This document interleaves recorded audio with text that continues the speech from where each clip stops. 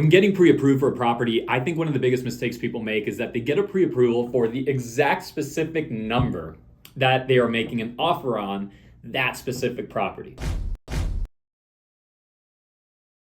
See, if I'm the seller, do I want to sell the property to somebody who can barely qualify for the property, where even if they sneeze, something goes slightly wrong in their life, they're no longer qualified?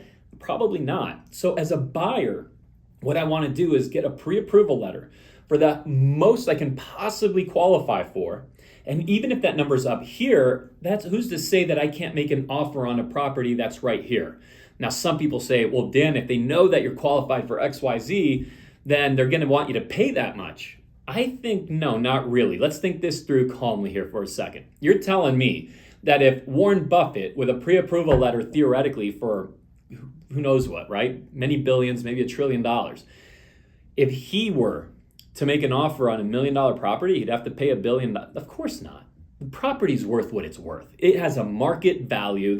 And it's worth relative to what other buyers will pay for that specific property. And my pre-approval letter, let's say I had a pre-approval letter for $1 million and I'm making an offer on a $700,000 property. Well, all that's really happening is that the seller knows I'm going to perform. The seller knows that, or at least I have a higher likelihood of it. The seller knows that if something goes slightly off, or I accumulate a little more credit card debt than the previous month, that my pre-approval won't get blown up. So I'm giving them certainty that if they want to close, I'm the guy.